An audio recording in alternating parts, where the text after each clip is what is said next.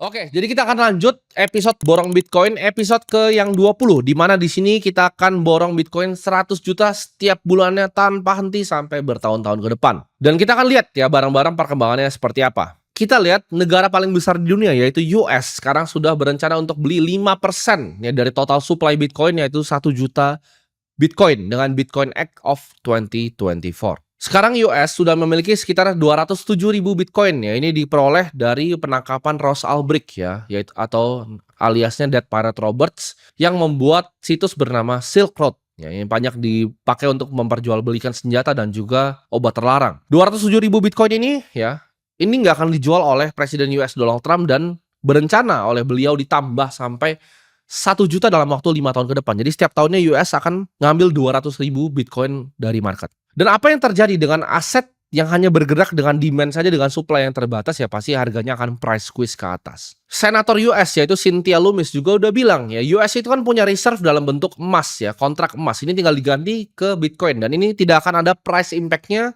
dan impact yang signifikan ke neracanya US. Jadi berarti rencana Bitcoin Act 2024 ini akan bisa dilaksanakan dalam 5 tahun ke depan. Logikanya ya dengan perusahaan-perusahaan besar ya. Kalian lihat di sini ya. Ini total perusahaan-perusahaan yang sudah beli Bitcoin ya. Banyak sekali perusahaan-perusahaan yang sudah beli Bitcoin di sini dan leadingnya adalah MicroStrategy. Dia akan raising lagi bonds ya sekitar 42 billion US dollar dan ini akan dibeliin Bitcoin terus dan menerus. Dengan Amerika mau beli 1 juta, MicroStrategy raising 42 billion lagi untuk beli. Perusahaan-perusahaan seperti Metaplanet di Jepang racing untuk beli. Nah ini kalian kan gue udah ngajarin kalian sebelum semua ini terjadi. Ya, gue udah ngajarin di sini ya dari pelan-pelan dari episode 1 untuk kalian yuk melek investasi sebelum semua ini terjadi, sebelum harganya 1,5 miliar per koin. Tapi ya masih banyak yang skeptis, masih banyak yang nggak percaya, nggak apa-apa. Bitcoin adalah aset terkuat di muka bumi ini dengan return terbaik dalam 14 tahun terakhir dengan ARR atau annual rate of return yaitu 168% tahun ke tahun selama 14 tahun terakhir. Tidak ada aset yang pernah ada dalam muka bumi ini dengan pertumbuhan secepat ini. Dan prediksi gue di sini gue kan sebut ngomong pertama di sini gue bilang Bitcoin akan ke 1,5 miliar dan terjadi sekarang ya di episode 20 ini gue bilang Bitcoin sebelum 2034 nanti episode ini akan tetap gue lanjutin ya akan tetap gue lanjutin sampai tahun 2030. Bitcoin akan menyentuh 20 miliar rupiah sebelum tahun 2034. Kalian dengar pertama di sini.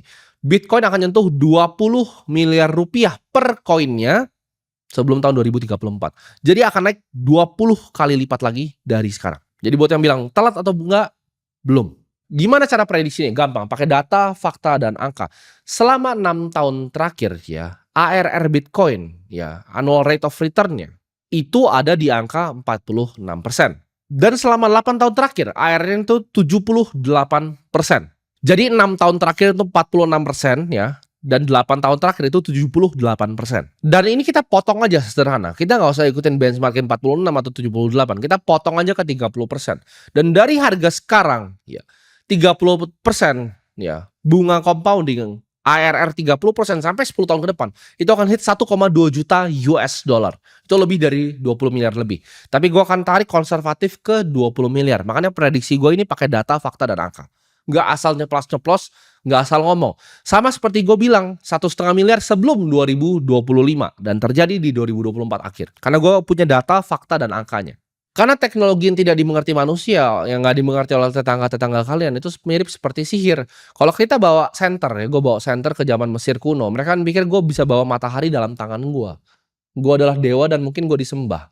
Sama seperti Bitcoin, Bitcoin tidak bisa dilihat. Listrik juga tidak bisa dilihat, tapi ini bisa nyalain lampu ya. Listrik itu tidak bisa dilihat teman-teman. Tapi kalau dengan voltase yang cukup, gue bisa strum lu sampai mati. Ya, jadi kalau gue strum sampai mati, apakah lu akan bilang, listrik tidak bisa dilihat, tidak bisa dilihat? Jawabannya Bitcoin sama. Ya kalau bilang tidak bisa dilihat, tidak bisa lihat. Tapi sama kayak listrik, gue bisa strum lu dan lu bisa mati.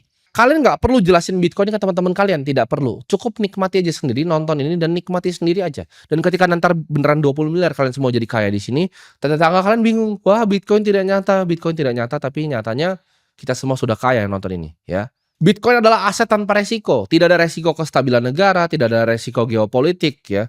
Tidak ada resiko internet mati, ya. Tidak ada resiko apapun, tidak ada resiko pergantian presiden, tidak ada resiko perusahaan bangkrut, tidak ada resiko kena adanya pandemi lalu ditutup. Ya, nggak ada yang bisa tutup Bitcoin, running node-nya jalan semua. Tidak butuh biaya maintenance, tidak butuh maintenance property layaknya real estate. Gampang sekali dipindahkan, tidak seperti emas. Kalau lu punya 100 M emas itu harus ada pasukan bersenjata yang pindahin. Bitcoin adalah aset dengan Sharpe ratio terbaik, dengan risk adjusted return terbaik selama 14 tahun terakhir, bahkan mengalahkan S&P 500 dari riset Fidelity yang gua baca. Apakah pertanyaannya mungkin nanti, aduh Bitcoin ntar bisa dihack oleh quantum komputer? Ini orang-orang yang tidak mengerti Bitcoin, ya. Kripto yang lain mungkin bisa dihack oleh quantum komputer, ETH mungkin bisa dihack oleh quantum komputer, tapi tidak dengan Bitcoin. Bitcoin adalah aset digital dengan tembok energi 733 exahash dan juga 18,33 gigawatt. Itu kayak 18,3 reaktor nuklir nyala di sekeliling dunia di tempat yang berbeda dan dengan listrik yang bisa nyalain satu militer Amerika. Jadi menurut lo ada negara, perseorangan atau perusahaan yang bisa bikin komputer kuantum untuk ngehack ini? Jawabannya kalian sedang dalam alam mimpi. Ya. Energi yang dibutuhkan untuk pecahin Bitcoin, ya, itu kalian harus butuh yang namanya Dyson Sphere. Kalian tutup matahari, ambil semua energinya matahari untuk pecahin hashing SH256 Bitcoin. Jadi nggak semudah itu pakai komputer kuantum untuk pecahin Bitcoin. Per hari ini pun Bitcoin sudah jadi aset ke-7 paling berharga di dunia. Dan ini akan naik terus ya sampai ke nomor 1. Gue ngomong di sini pertama, ya Bitcoin akan naik terus dan Bitcoin akan suatu saat balap emas ya. Gua nggak tahu kapan, tapi dalam 10 tahun ke depan Bitcoin akan balap emas. Dan ketika satu dunia sudah mengakui ya ini aset ke-7 dan lu masih nggak mau belajar ya udah celaka lah kalau begitu. ETF Bitcoin itu balap cepat sekali loh. Kalian jangan salah. Ini balap cepat sekali. Emas ya dalam bertahun-tahun kalian lihat di sini ya Bitcoin balap yang tep gitu, ETF-nya, Exchange Traded Fund. Jadi ketika semua orang-orang institusi sudah melakukan ini dan kalian belum ya udah, wassalam. Tanpa lama ya, kita langsung aja praktek teman-teman ke bagian yang kalian paling suka prakteknya. Oke, kita lihat sekarang di sini aset kita ada 2,770 Bitcoin. Ini kita sudah deposit lagi dan kita akan trade di sini.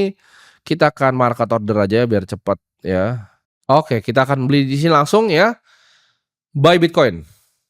Oke, sudah dibeli, sudah successful. Nah, jadi ini aset kita ya, 4,2 miliar 80 juta. Dengan modal berapa? Tinggal 20 ya dikali 100 juta. Ya, jadi modalnya 2 miliar. Sekarang jadi 4,2 miliar 80 juta. Jadi untungnya sekitar 2,2 miliar 80 juta. Dan ini kan gue lanjutin terus ya. Kalian akan lihat portofolio ini grow akan luar biasa ketika Bitcoin sudah 20 miliar per koinnya. Kalian akan terkaget-kaget. Jadi misalnya sekarang 2,7 Bitcoin nih. Gue nggak tambahin lagi. Gue tunggu 10 tahun. Ya 2,7 ini kalian dengan 20 miliar. Jadi ini akan bisa jadi 50 miliar. Jadi 4 miliar sekarang ini akan jadi 50 miliar dalam waktu 10 tahun lagi. Dan kita akan lihat terus perkembangannya ya. Sampai mungkin 10 dan 20 tahun ke depan. Ini akan jadi series yang bersejarah ya. Mungkin dalam umat manusia. Ada orang 24 tahun dari Indonesia yang melakukan demonstrasi terbuka selama 10 tahun. Jadi kalian bisa lihat bahwa yang tidak mengikuti gue adalah orang-orang yang mungkin kurang pintar ya di dunia ini. Jadi itu aja untuk series borong Bitcoinnya. Ya terserah kalian, ada yang mungkin bilang ini sales Bitcoin. Ada nggak yang bilang sales emas? Nggak ada ya teman-teman. Ada yang bilang ini sales Nvidia? Nggak ada. Makanya mungkin masih banyak orang yang kurang pintar dan perlu edukasi. Itu makanya gue tidak akan capek-capek untuk mengedukasi kalian di sini semua. Sampai jumpa di episode borong Bitcoin yang ke-21.